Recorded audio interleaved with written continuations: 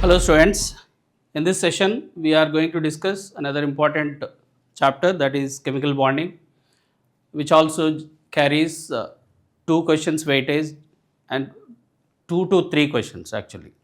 Rarely it is also 3 questions given. And let's start with the basic introduction of chemical bonding, that is with octet rule and the limitations of octet rule.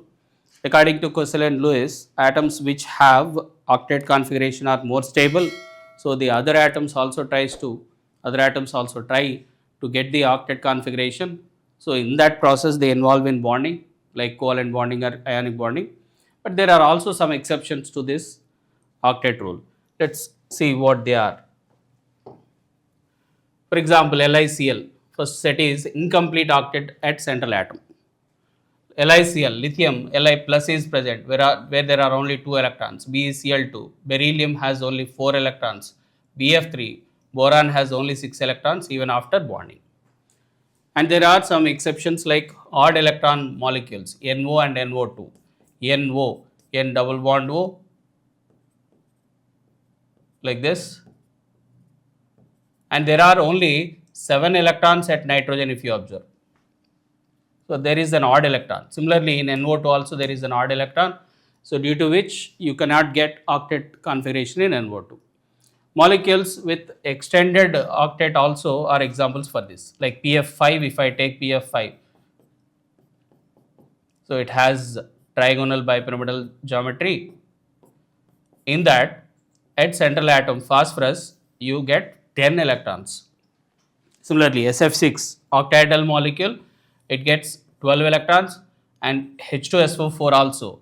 Sulfur is bonded to oxygens in this manner. It's actually a tetrahedral structure, but I'm just writing it as a planar one. So if you observe that sulfur forms 6 bonds with 6 valence electrons, that means it also gets 12 electrons at sulfur. So it is extended octet molecule, more than 8 electrons. And all the compounds of noble gases are also in noble gases like XeO3 or XeO4 or XeF6, etc. In all these compounds of noble gases, actually they have 8 electrons. If they involve in bond formation, those number of electrons will be more than 8. So all these are exceptions to octet configuration and octet rule. Next, another important area from Lewis dot structures is to identify the formal charge of a particular atom in a molecule. This is exactly the question given in NEET 2026, the cancelled NEET 2026, but this is the same way it was represented in NCERT also. It's nothing different. It is same copy paste from NCERT textbook, and I also took it from NCERT. So this is the order they gave for calculation of formal charge. Okay. So how do we find formal charge of a particular atom? The formula is like this. It is total number of valence electrons minus number of lone paired electrons minus half of the total number of bond paired electrons. That means, for example, this oxygen is taken. For this oxygen, the formal charge will be like for second oxygen, it is there are 6 valence electrons in oxygen. 6 minus 4 lone paired electrons minus 4 bond paired electrons because of 2 bonds by 2. That means it is only 2. So it is 6 minus 4 minus 2, 0. So this oxygen has 0 formal charge, and first oxygen formal charge will be, it is 6 minus 2 lone paired electrons minus 6 by 2, that is 3 bonds, 3 bond paired electrons. Bond paired electrons are 6 bond paired electrons by 2, it is 3, that will be plus 1.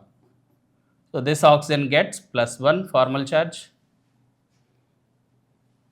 and this oxygen, third oxygen, gets 6 valence electrons, 6 lone paired electrons minus 1 half of the bond paired electrons. So there are 2 bond paired electrons by 2, it is 1, that is minus 1 for this oxygen. it is -1 for this, 0 for this, and +1 for this. This is how to find formal charge. Let me take another example. So, carbon, double bond O, carbonate is taken. It is actually 2 minus overall.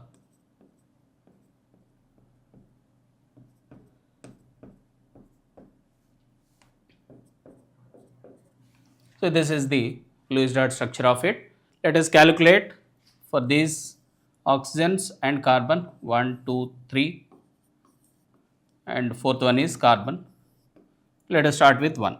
For first oxygen, the formal charge is, there are 6 valence electrons of oxygen minus 6 lone paired electrons minus 1 through bond pair. So, that is -1 for this oxygen. For second oxygen, it is 6 minus 4 minus 2, which is 0. And for third oxygen, 6 minus 1 because of a bond pair of electrons. So, it is again -1 for this oxygen. And fourth one, that is for carbon, formal charge is, carbon has 4 valence electrons, 4 minus 0 lone paired electrons minus 8 bond paired electrons, half of it is 4, it is also 0. So, like this you can get formal charge on each of the atoms by using this formula. Okay. Next, let us have a glance at ionic bond and the conditions for formation of ionic bond, and also the Freson's rules that favor ionic bond, ionic nature or covalent nature. What are the factors that are favorable for formation of ionic bond? Like if A and B combines to form A plus and B minus together to form an ionic bond. So, what factors favors A to form cation, what factors favors B to form anion, and the final formation of ionic compound. So, look at this. Cation formation is easy if its size is bigger, if its ionization energy, lower ionization potential or lower ionization energy is observed, and if charge is less electrons to remove if less charge is observed. Then cations should also have octet configuration. If it has octet configuration, large size, lower ionization energy and lower charge, the cation formation is easy. Similarly, anion formation is also, it is easy if it has smaller size. A smaller anion is easily formed because of high nuclear attractions, and it should also have low charge, and it should have high electronegativity and electron affinity values to stabilize the particular anion formed. And after formation of this cation and anion, if the lattice energy that is released when 1 mole, what is lattice energy? The energy released when 1 mole of an ionic compound is formed from the respective ions in gaseous state. That means A plus gas combines with B minus gas to form AB solid. This amount of energy released, for this process, whatever is the energy released, that is called as lattice energy. If lattice energy is more, energy released is more, that means the bond formed will be stronger. And electronegativity difference between them should be, for the bond to be ionic, actually one metal and one non-metal should involve, and also the electronegativity difference between them should be greater than or equal to 1.7. Cations with noble gas, another case is cations with noble gas configuration like K plus they form stable ionic bonds when compared with cations with pseudo inert gas configuration. Pseudo inert gas configuration is NS2, NP6, ND10, like 3s2, 3p6, 3d10 in case of Cu plus, and also for Zn2 plus. So, K plus and Ca2 plus form stable bonds compared to Cu plus and Zn2 plus, which are these like Cu plus and Zn2 plus have pseudo inert gas configuration. Next, also stability of anions decreases with increase in either cation or anion, their stability will decrease with increase in charge on them. Now see Fason's rules that decides the bond is more ionic or covalent. For a bond to be more ionic, cation should be bigger, anion should be smaller, and charge on each of them should be less. Decrease. Now it's a reverse point given here for covalent nature to be more. I said for ionic nature to be more, cation should be bigger, anion should be smaller, charge should be less. But for bond to be more covalent, for cation to exhibit more polarizing power, for anion to exhibit more polarizability, these are the favorable characters. According to Fason's law, decrease in cation size, smaller cation, bigger anion and large charges or more charges favor more covalent nature. Let us see some examples for it. Look at this. Which of the following compound with highest, which of the following compound is most covalent in nature based on that Fason's rules. So here I have taken same cation in all the cases, cation is same. When cation is same, anion is the deciding factor. All the halogens are taken as anions.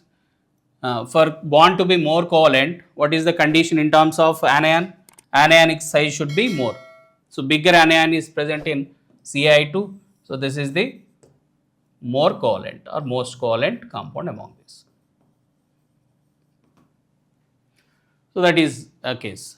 Now the strength of bond depends on, yes, ionic bond is formed, ionic nature is decided by those conditions, but strength of the bond formed depends mainly on lattice energy, but lattice energy is directly proportional to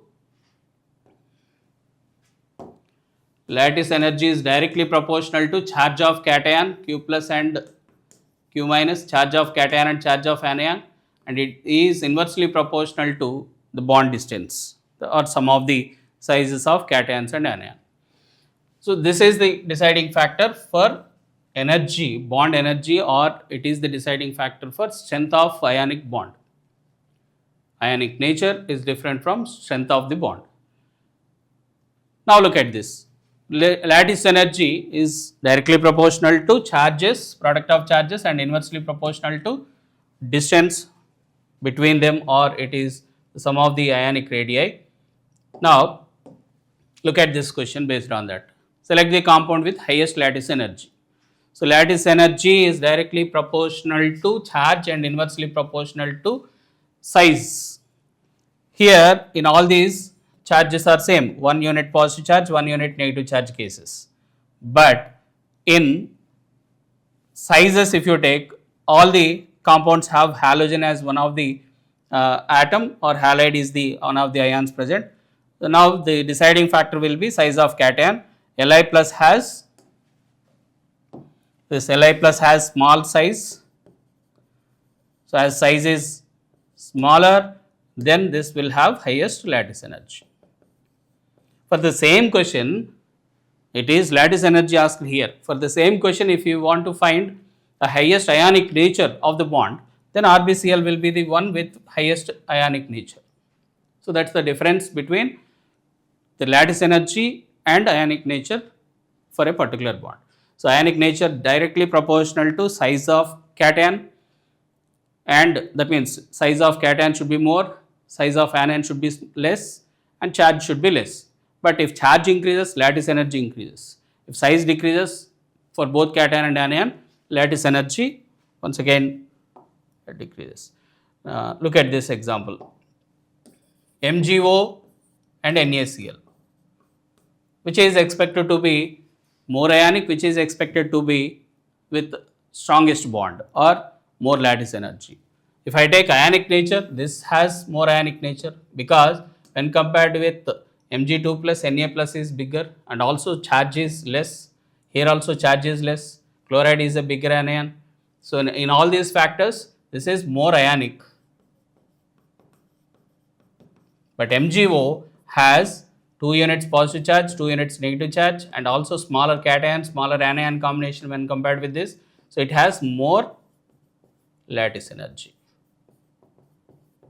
So always lattice energy order and ionic order may not be same. In some cases they match, but not in every case. Okay, so it's related to ionic bond formation and the important model questions that can be asked based on it.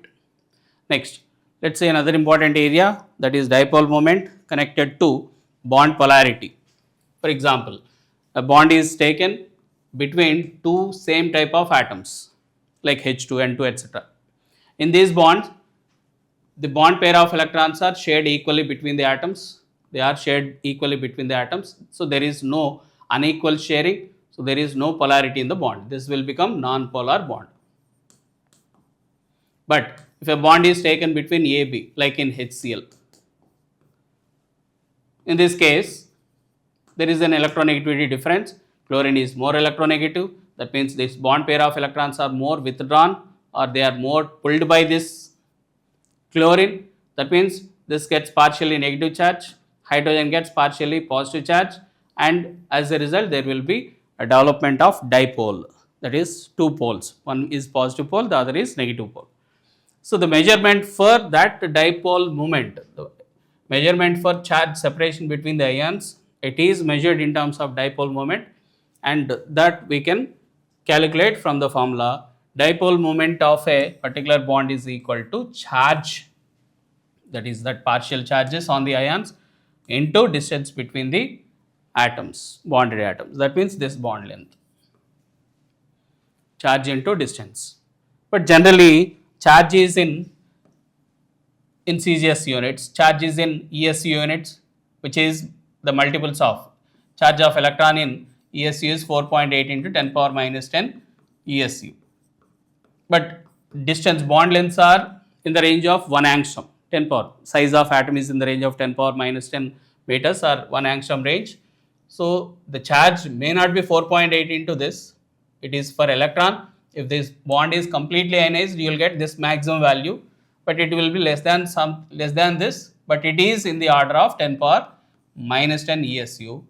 And also bond distance is in the order of 1 angstrom, that is 10 power minus 10 meters, or 10 power minus 8 centimeters,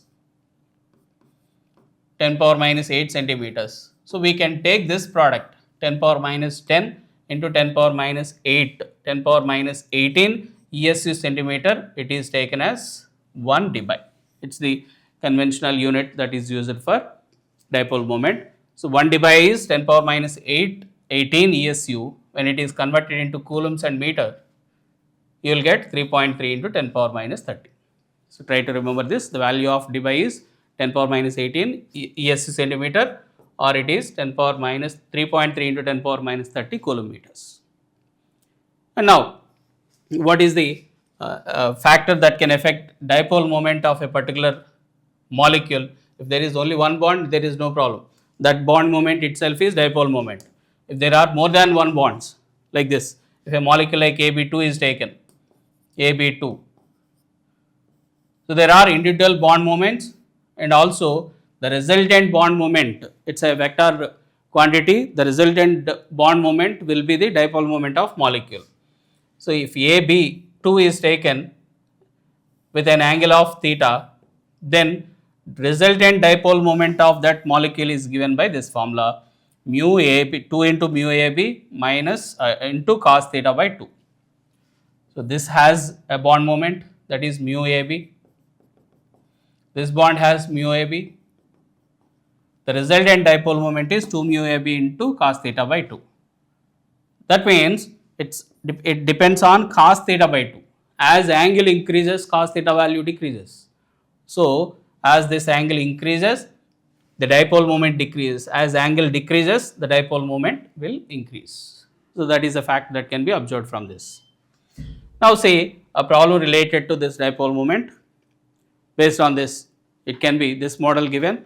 Find percentage of ionic character of HCl molecule if bond length is 1.275 angstrom and observed dipole moment is 1.03. See the formula to find that percentage ionic character in such cases. Percentage ionic character is equal to mu observed dipole moment due to that partial separation of charge by mu calculated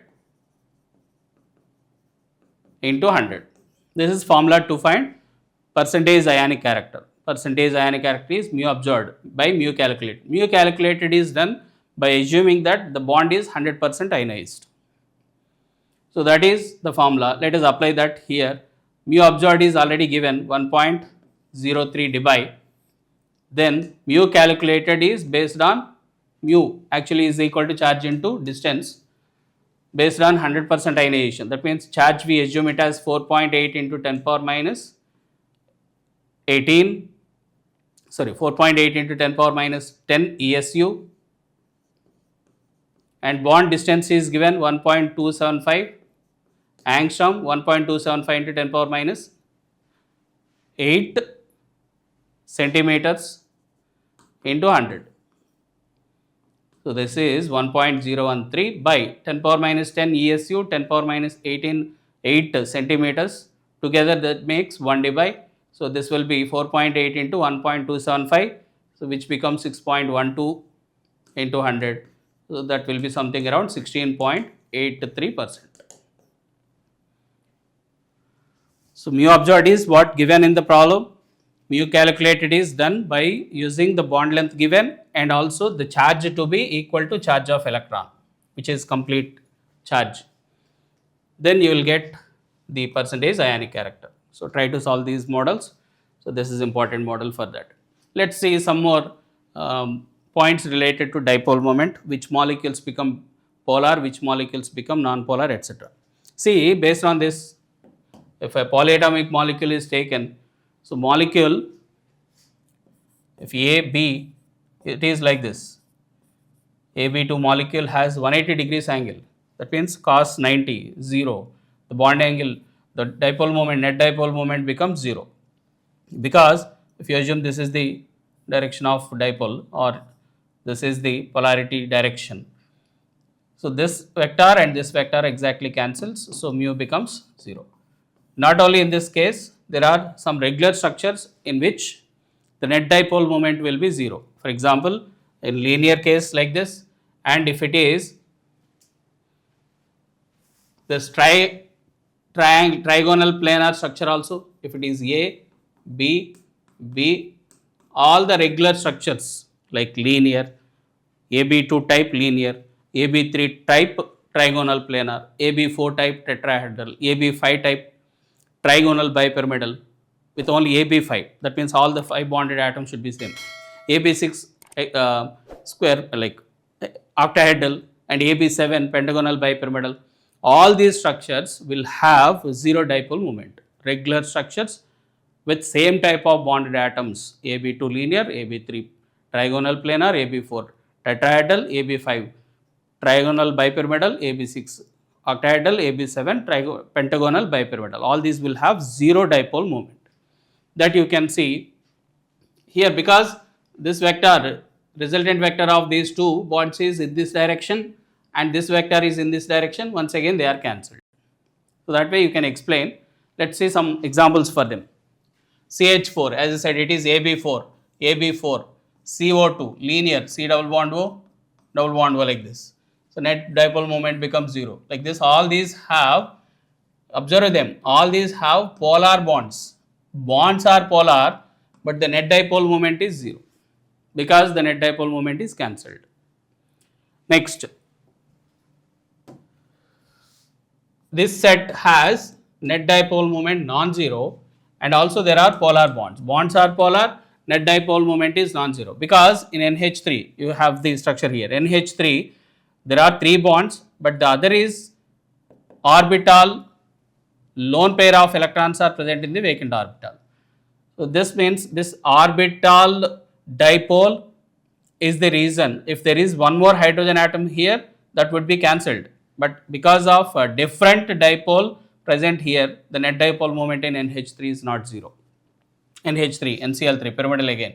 SCl4, it has seesaw geometry, that's not cancelled, it's not a tetrahedral one. PCl3, SO2, H2O, all these, H2O also. Among all these species which we have, H2O has highest dipole moment. H2O greater than HF, then NH3, that is the order. So H2O, this also has, it's not linear, it is angular, so net dipole moment is non-zero. Next, these are the molecules with non-zero dipole moment with polar bonds, and we also have some non-polar molecules with non-polar bonds. Same atoms, same type of atoms form the bonds. So there is non-polar bond, so there is no problem. If there is non-polar bond, net dipole moment will be obviously zero. Okay, so these are some examples for that case. Now see an important exceptional condition. It is comparison of dipole moment of NH3 and NF3. NH3, dipole moment of NH3 is greater than NF3, even though NH bond is less polar than NF bond. NH3 has higher dipole moment than NF3. How do we explain that, sir? In NH3, the bond dipoles are orienting in the direction of orbital dipole. So these are all orienting in the same direction, so the net dipole moment will be additive. Whereas in NF3, the bond dipoles are in the opposite direction to the orbital dipole, lone pair dipole. That means there is some cancellation effect. As a result, even though NF bond is stronger, NF bond is more polar than NH bond, NH3 has higher dipole moment than NF3. So it's an important exception, remember that. The order is H2O, dipole moment order is H2O greater than HF greater than NH3 greater than NF3, all that. So HCl comes here actually. So this data you can find in the NCERT table, and a question given based on this in NEET 2025 also. Okay, see some more points related to this. Let's find the answer for this question. The molecule with zero dipole moment has to be calculated, to be identified. CH2Cl2. Okay, let me write here. CH2Cl2, H, Cl, Cl, H, like this. It's a tetrahedral unit, but the dipole moment, net dipole moment is not zero. They are not like this. If they are like this, if they are planar and these are like this, then they would be cancelled because there is an angle of separation of 180 degrees. But here it is only 109 degrees 28 minutes. So the net dipole moment is non-zero in CH2Cl2. Next, in PCl3Br2, PCl3Br2, PCl2Br3. Look at the structures of these two compounds that will decide the net dipole moment. PCl3Br2. Two types of bonded atoms are there. When there are two types of bonded atoms in trigonal bipyramidal structure, there are two different positions in bonded position. One is equatorial position, which is on the plane. The other is axial position, which is above and below the plane. According to Bend's rule, in such cases, according to Bend's rule,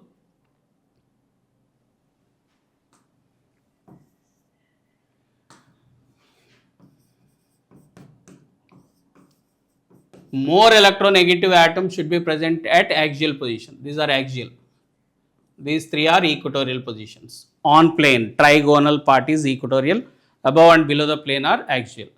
So according to that rule, more electronegative atom must be present at axial position. That means chlorine and bromine. Chlorine is more electronegative, so chlorine should be written here. Here, one more chlorine anywhere on the equatorial position. Br here, Br here. Then, if you observe, if it is only trigonal planar part, there are three different bonds like bromine, bromine and chlorine. Due to this part, it is not cancelled. Axial part, bond dipole moment, this axial, this bond moment, they are cancelled, but planar part net dipole moment is non-zero. So this is also not non-polar, it's not a molecule with zero dipole moment, it is a polar molecule. But PCl2Br3, axial position chlorines are occupied like this, equatorial position bromines. So there are three bromines, it's a regular trigonal planar part. So net dipole moment because of trigonal planar part 0, net moment because of these axial bonds is also 0. So that will be 0. This is an example with 0 dipole moment. Why not this case? In this case also, the bonds are, if they are like linear, OCH through OCH3 bonds are linear, then the net dipole moment would be 0. But here you can see the bonds are angular. sp3 hybridization of oxygen, and it causes the bond to be like this. They are angular, so net dipole moment is not 0 because of this.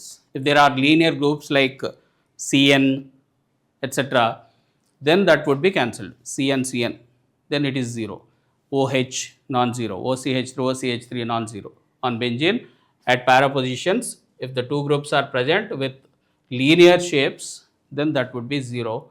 But in non-zero case, non-linear cases, the dipole moment will not be 0. So the answer for this is third option, 0 dipole moment in that case. Next, so this is all about dipole moment. Next we'll enter into the theories related to bond formation like Vesper theory, next valence bond theory and molecular orbital theory. So main key concepts of Vesper theory. According to Vesper theory, electron pairs, the number of electron pairs decide the structure. The total number of electron pairs orient in a particular direction. They orient in space in a particular direction so that the interelectronic repulsions are minimum. Now the structure depends on number of electron pairs. It also depends on how many lone pairs and how many bond pairs are present. If there are bond pairs, if there are lone pairs also, then repulsion between lone pair and bond pair, lone pair and lone pair will also decide the structure. If there are only bond pairs, only the bond pair repulsions will decide it.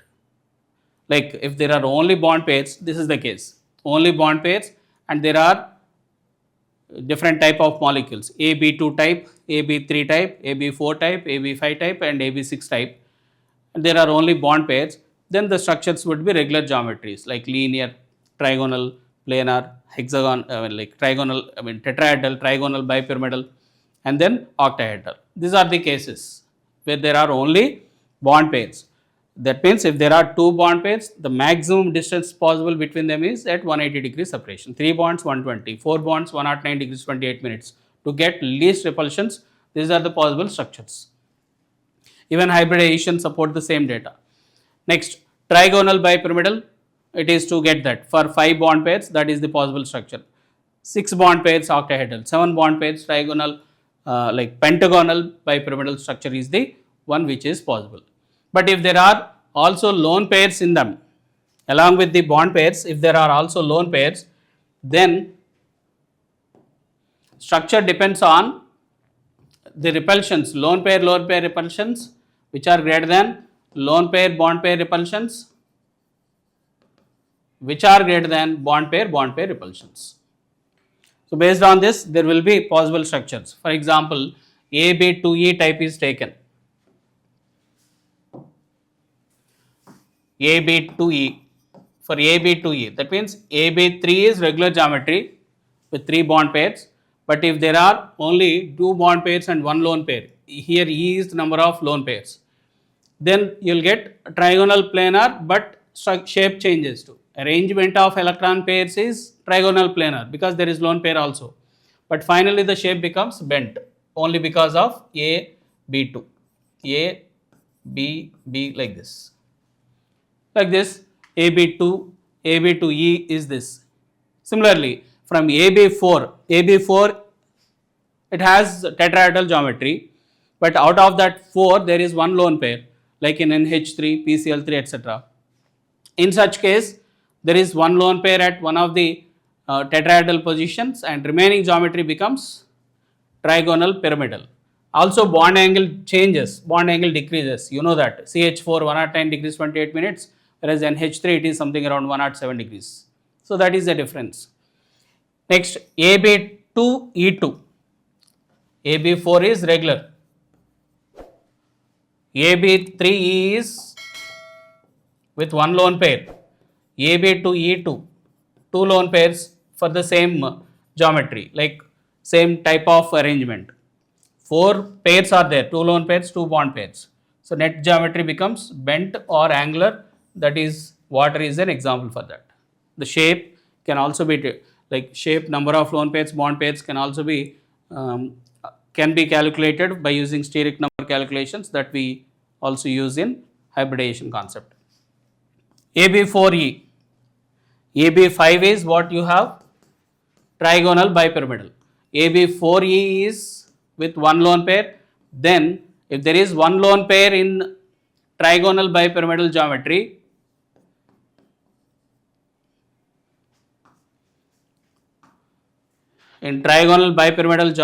if there is one lone pair, the structure will be more stable if it occupies equatorial position.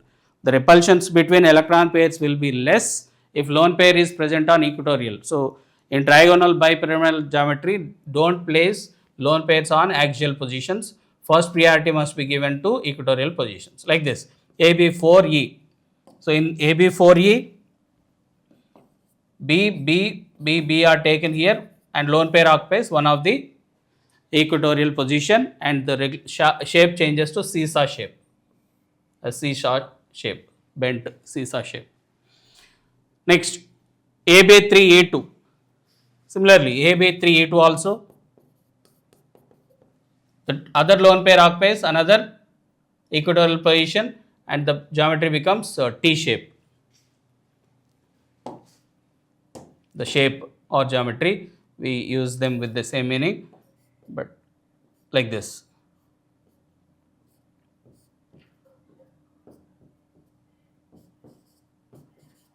It becomes T shape. Best example for that is CLF3. And another case is AB2E3 on the same trigonal bipyramidal geometry. If there are 3 lone pairs and 2 bond pairs, then that become linear. A, B, B, lone pair, lone pair, lone pair, 3 lone pairs at equatorial position to get maximum stability. So that is the case. Next, if it is AB5E, AB5E is what written here. AB5E is, AB6 is octahedral. Out of that 6 positions, one position should be occupied by a lone pair, then the shape becomes square pyramidal. And AB4E2, it becomes square planar. For octahedral, axial and equatorial positions are same. There are no axial and equatorial separately for that. All the positions are identical, anywhere you can place, but for convention, we take this top and bottom positions to occupy the lone pairs, and it is easy to represent the geometry. So here we take square planar geometry, here it is square pyramidal geometry. Okay, so these are some structures related to it. And like what is the structure, how many lone pairs are there, how many bond pairs are there, all the discussion can be made with the hybridization also, but some points related to this theory is also important. Next, valence bond theory. According to valence bond theory, it's a theoretical approach to explain the bond formation. According to pure VBT, that means without hybridization, only pure orbitals involved in bond formation, only pure orbitals of valence shell involved in bond formation, and they will form bonds like in H2, 1 s orbitals involved, in Cl2 formation, 2 p orbitals involved, like this, or in N2, O2, the p orbitals involves in bond formation, etc. But it failed to explain some of the characteristics, like why CH4. CH4, according to pure VBT, CH4 is expected to have different, one of the bonds should be, like it is formed by carbon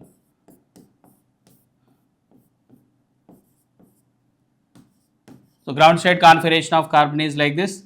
If its excited state is taken, then first excited state of it will have 4 unpaired electrons.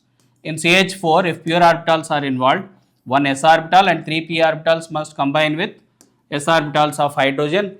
So then they must have different bond characteristics. The bond energies as well as bond lengths should be different than what we observe. In CH4, what we observe is all the 4 bonds are identical in energy as well as their bond angles are same.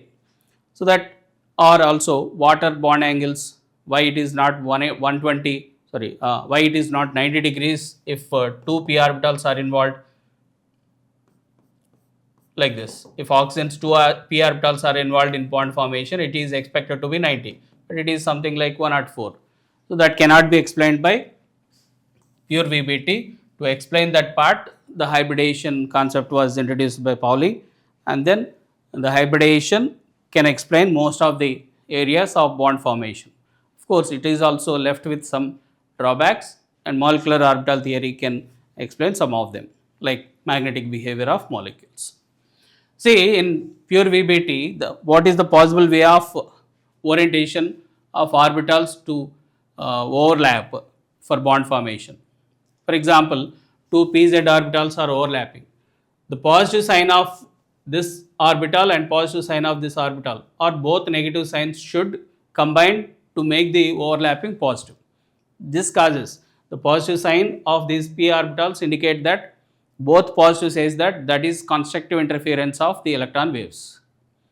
So because of constructive interference, the overlapping will be maximum and it is positive overlapping. Both should be positive, either 2p orbitals, 1p and 1s orbital, or it is lateral overlapping. Both should be positive, 2p orbitals both positive, both negative should combine. That is positive overlapping.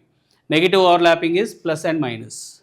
That causes destructive interference of electron waves. And these are the negative overlapping. And here you can see non-bonded overlapping. If for this pz orbital, if s orbital approaches in the same direction, for p orbital, if s orbital approaches in the direction of z axis itself, then it can form a sigma bond. Whereas if it approaches in this direction, there is no electron density at this point, it is a node position also. So there the chance of bond formation is 0, so it's a 0 overlapping. Also, one p orbital with the other p orbital. If 2 p orbitals approach in the perpendicular manner like this, then also it is 0 overlapping possible. Okay, so they can give you this directly, the diagrams can be given, and they'll ask you which of the following gives positive deviation, positive overlapping, which gives you negative overlapping, and also 0 overlapping. And let's see the hybridization case. So you know the conditions of hybridization: atomic orbitals of a particular atom, valence shell, especially valence shell electrons, valence shell orbitals of a particular atom involved in hybridization.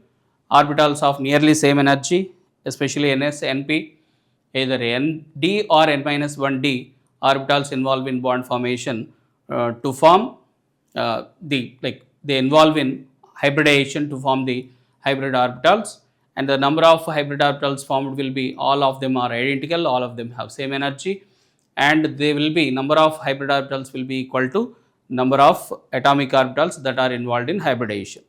And also during hybridization, the orbitals with only unpaired electrons need not participate in hybridization. There can be orbitals with lone pairs, they can be orbitals with vacant orbitals can also participate in hybridization, like in case of B2H6. So there are some cases like this, some important characteristics are there related to the hybridization. And what we have to know here is, rather than their characteristics, let us practice some examples related to hybridization, how to find hybridization, how to find number of lone pairs, number of bond pairs, and then the structure related to a particular molecule. Say hybridization, number of hybrid orbitals depending on the type of hybridization. If it is sp hybridization, 2 orbitals, it is expected to be linear. sp2, trigonal planar, sp3, so far we have seen it's tetrahedral, sp3, sp3d, 5 hybrid orbitals, and trigonal bipyramidal, sp3d2, it is 6 orbitals and it is octahedral, sp3d3, it causes the structure to be pentagonal bipyramidal. So like this, number of hybrid orbitals will also decide, number of hybrid orbitals, number of bond pairs and lone pairs will decide the final structure. Let us find the number of hybrid orbitals through the steric number. Steric number is total number of electron pairs around a central atom.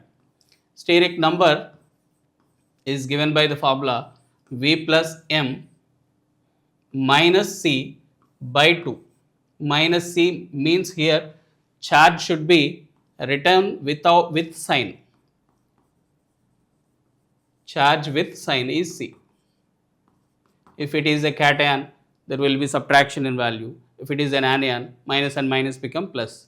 Electron number will be added and steric number will be more. So let us take some examples to get steric number and number of lone pairs also. Number of lone pairs is equal to the steric number minus number of bonded atoms. Number of bonded atoms. Take some examples. First, simple cases like BeCl2. BeCl2. What is V here? V is number of valence electrons. M is number of monovalent bonded atoms. BeCl2, that steric number will be equal to the valence electrons of central atom. Beryllium is 4 plus 2 monovalent atoms. Generally, monovalent atoms are halogens and hydrogen. So, chlorine, 2 chlorine atoms are there. Number of monovalent atoms 2. There is no charge by 2. That means it is 4 valence electrons and 2 monovalent atoms.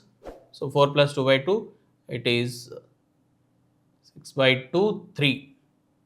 BeCl2, sorry, beryllium 2 valence electrons, not 4 valence electrons. Total electrons is 4. So, it is 2 plus 2 by 2, it is 2. That means it is steric number 2. That means it is sp hybridization. And steric number minus number of bonded atoms. So, 0 lone pairs. 2 minus 2, 0 lone pairs. So, sp2, it is linear structure. Similarly, we can take some other examples like CCl4. For CCl4, steric number is carbon 4 valence electrons, 4 plus 4 bonded atoms, 0 charge by 2, that is 4. So, sp3 hybridization, there are 4 bonded atoms only, 0 lone pairs. So, it is tetrahedral geometry. So, that way you can predict easily. So, let us do it for some more cases like ions, like Bf4 minus. I will take Bf4 minus. Bf4 minus. So, boron, valence electrons in boron is 3. 3 plus 4 monovalent atoms. So, 4 minus of charge. Charge is minus of minus 1 by 2, that is 8 by 2, 4, which is sp3, and there are 4 bonded atoms, steric number minus bonded atoms, lone pairs, which is 0. So, sp3 hybridization, 0 lone pairs, once again it is tetrahedral. Or you can take NH4 plus for this purpose. NH4 plus also, steric number is 5 valence electrons for nitrogen plus 4 monovalent atoms that are hydrogens, minus of charge is 1 unit by 2. Again it is 4 bond pairs, so tetrahedral. So, you can do it for the number of examples and you will get the similar results. We have some examples here, let us solve them. In which of the following pair of hybridization central atoms are different? So, in these cases central atoms, hybridization of central atom is different. NH3, nitrogen, so 5 plus 3 by 2, but there are only 3 bond pairs. You know, NH3 is pyramidal in geometry, but hybridization is sp3 only. sp3, just now we have done the calculation also. Next, second option, BF3. So, it is already done. sp2, 3 valence electrons plus 3 by 2. So, that is 3 hybrid orbitals, sp2, and Bf4 minus sp3 calculated now. H2O, oxygen, 6 valence electrons plus 2 bonded atoms, monovalent atoms by 2, 8, and there are 2 bond pairs, 2 lone pairs combination. So it is sp3 only. In H3O plus, let us calculate for it. 6 plus 3 monovalent bonded atoms plus 1 unit positive charge by 2. That is, in this case also it is 4, again sp3. SO2, SO3, sulfur 6 valence electrons, 0 monovalent atoms, 0 charge. So by 2 it is 3 sp2 hybridization. Here SO3 also same case, it is also sp2 hybridization. So different hybridizations are there in BF3 and BF4 minus. Similarly, incorrect match of hybridization. Diamond, you know these cases in carbon allotropic forms. Diamond has sp3 hybridization, whereas graphite has sp2 hybridization. XeO3, we can calculate. XeO3, xenon, it is 8 valence electrons, 0 monovalent atoms, by 2 it is 4, that means it involves in sp3 hybridization, correct. XeO4 also, XeO3, XeO4, both are both are oxygens which are divalent atoms, so no need to count, and Xe8 plus 0 by 2, that is 4 sp3 hybridization only, so it also matches. Next, XeF2, 8 plus 2 monovalent atoms, 2 by 2, that is 5, that means sp3d hybridization, and that too it has only 2 bonded atoms, steric number is 5, 5 minus 2 is 3 lone pairs, 3 lone pairs and sp3d hybridization. The structure will be linear like this, XeFF like this. Okay, so this is how you can deal with hybridization and practice some more questions related to it, and also complexes hybridization can be asked. So let's switch on to the next one. It is molecular orbital theory. Especially the main drawback with VBT or hybridization is it could not give the paramagnetic nature of O2. According to VBT, O2 is expected to be diamagnetic, but its paramagnetic nature can be explained only with this molecular orbital theory. According to molecular orbital theory, atomic orbitals of same atom involve in hybridization. In case of hybridization process, atomic orbitals of the 2 bonded atoms, they combine to form molecular orbitals according to this theory. That approach is LCAO approach. Linear combination of atomic orbitals occur through this. If assume that these are two 1s orbitals, whatever it is, 1s or 2s, if 2 hydrogen atoms are combining, the 2 1s orbitals involved. The 2 1s orbitals approach, and these 2 1s orbitals can involve in either constructive interference or destructive interference. So if they involve in constructive interference, they will form a bonding molecular orbital with lowest energy, and they will also combine in antiparallel way, or they combine in destructive interference way to form the molecular orbital which is anti-bonding molecular orbital. Star is used for anti-bonding molecular orbitals. Sigma star, bonding molecular orbital, anti-bonding molecular orbital. But energy of bonding molecular orbital is less than energy of both the atomic orbitals, whereas for anti-bonding molecular orbital, the energy will be more than that of combining atomic orbitals. So like this, whenever 2 atomic orbitals combine, they can form 2 molecular orbitals. One is bonding molecular orbital, the other is anti-bonding molecular orbital. And see how they combine actually. So this is the diagrammatic representation of combination of atomic orbitals. The first case is how 1s and 1s. When 1s orbitals, they combine in constructive way. That means wave functions are added. Then this will be the picture. Actually, there will be 2 nuclei, one over here like this. It's not single nucleus. So 2 nuclei will be there like this. Or in between the nuclei, electron density is maximum in bonding molecular orbital. So the electronic repulsions will be less and it is more stable or less energetic. Whereas anti-bonding way, plus and plus, but subtraction is taken, psi A minus psi B type. They will form the two, this forms sigma star 1s orbital, this is sigma 1s orbital, this is anti-bonding orbital. In between the nuclei there is a nodal plane. There is a nodal plane in between the nuclei. That means electron density is more away from the nuclei. So the electronic repulsions are more. So the anti-bonding orbital becomes less stable and it becomes more energetic. Okay. Next, similarly, if you consider PZ, two PZ orbitals, they will also form sigma bond formation because the molecular axis is Z axis. So whenever the atoms, like whenever the orbitals they approach along the Z axis, like one s orbital, all s orbitals can involve in sigma bond formation, whereas 2pz, since molecular axis is Z axis, 2pz orbitals or pz orbitals give sigma overlapping, whereas px and py orbitals combine in in lateral overlapping, so they form pi orbitals, pi and pi star orbitals. Okay, so sigma 2pz 2pz they combine in this way, sigma 2pz sigma star 2pz. Here also you can see one nodal plane. Look at this.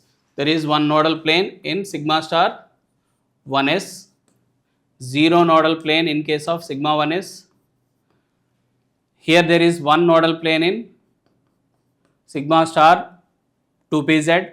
Sigma 2pz has zero nodal plane, but here pi star 2px has two nodal planes. This is also a nodal plane like this. Two nodal planes, and pi 2px has one nodal plane like this. So they combine in this way, and the energy order will be as per the rules, and the energy order of orbitals will be like this. It is for up to nitrogen, for elements up to nitrogen,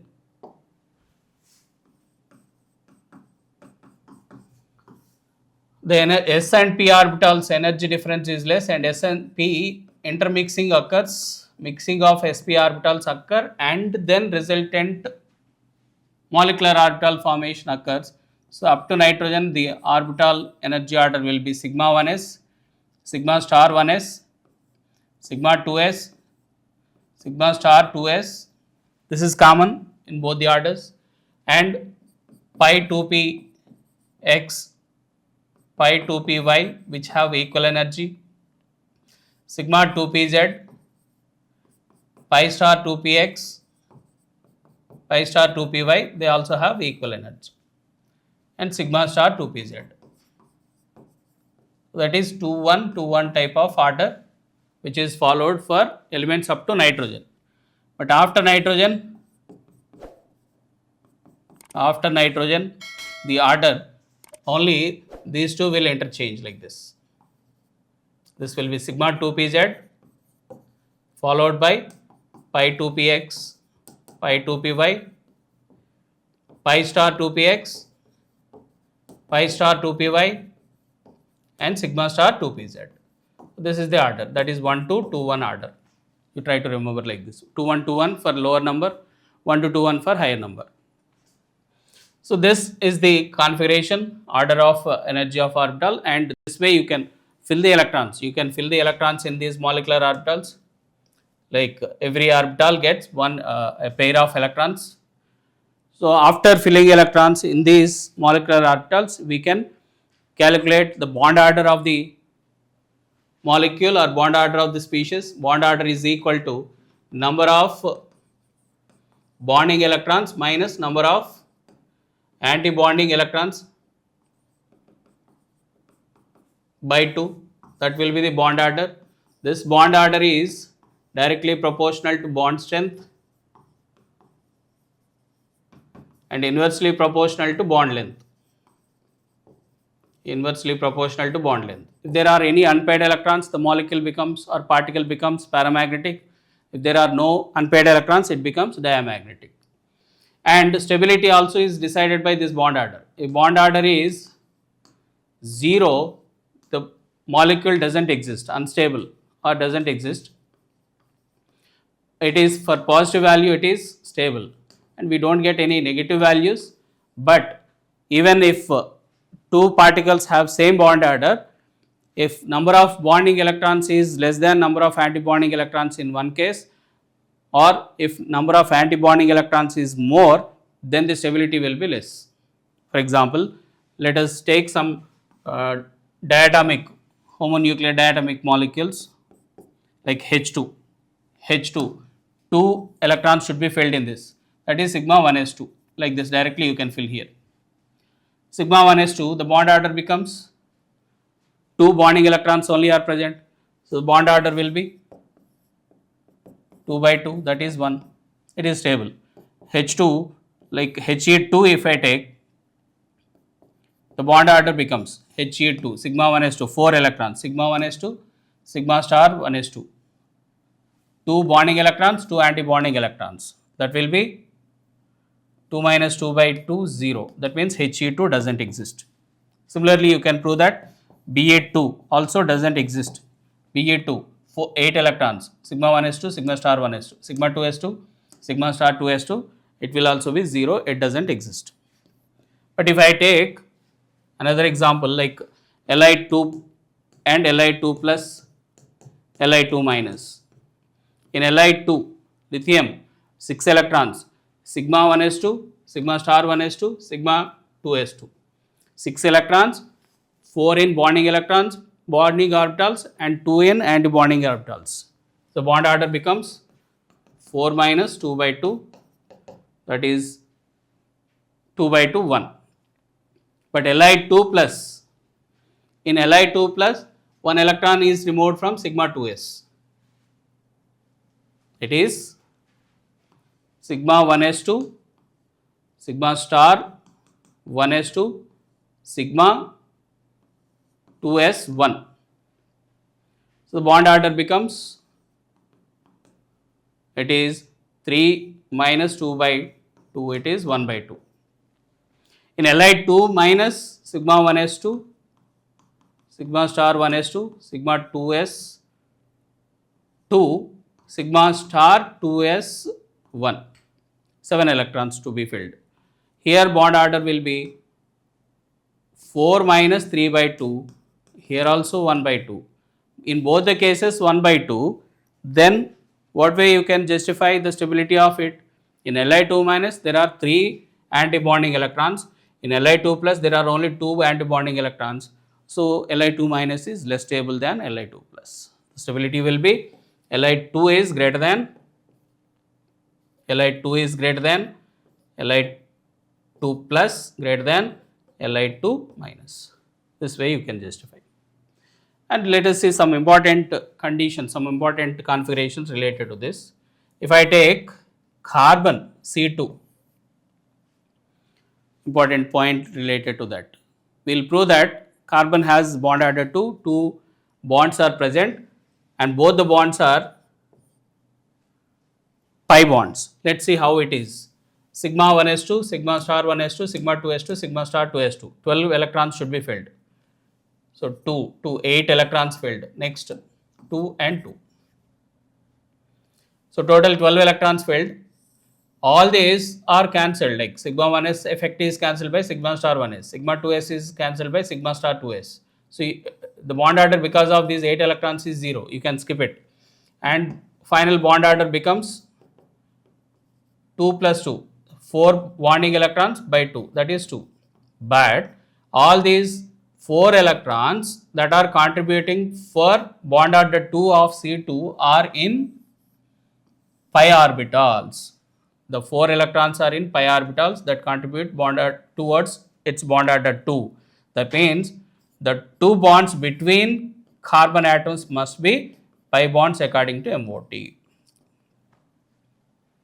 2 pi bonds. Actually, if it according to VBT, one should be sigma, other should be pi. But here it is 2 pi bonds are present. Similarly, we can prove that B2 has only 1 pi bond through configuration of it. Like this. And let me finally take one more example. related to after nitrogen, and let's write that here. For oxygen molecule, sigma 1s2, sigma star 1s2, sigma 2s2, sigma star 2s2, it should be 1 to 2 1 order, sigma 2pz, 2 pi 2px, 2 pi 2py, 2 and pi star 2px, pi star 2py. Totally 16 electrons should be filled. Here already 8 plus 6, 14 done. 1 here, because these are degenerate orbitals. Hund's rule must be followed for filling of electrons in them. Okay, so this is configuration. Then what will be the bond order of it? Bond order of O2, it is equal to, so 0 because of this, count because of this. 6 electrons in bonding orbitals, 6 minus 2 by 2, 4 by 2, that is 2. So bond order is 2. For O2 it is bond order 2. And also you can see there are 2 unpaired electrons in this. This way you can say oxygen is paramagnetic, not diamagnetic. Practically paramagnetic, its paramagnetic nature can be well explained by MOT like this. And you can also find similarly for O2 plus O2, 2 plus O2 minus O2, 2 minus. The bond orders can be calculated for this.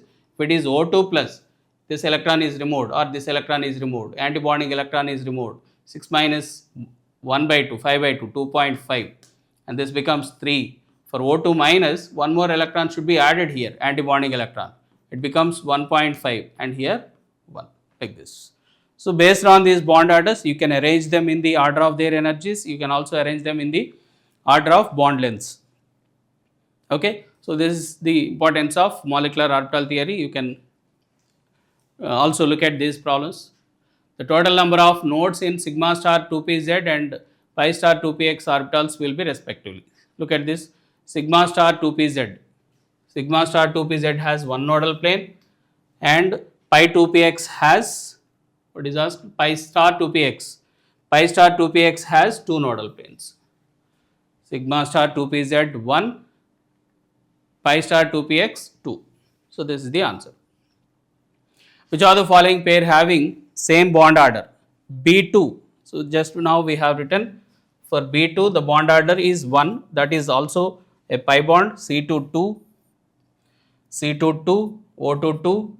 So same bond order. N2, if you write through the configuration, you will get bond order 3 for O2 2, O2 plus, just now I wrote it is 2.5. For O3, O3 you cannot apply MOT, but you can apply the resonance concept for it. O double bond O,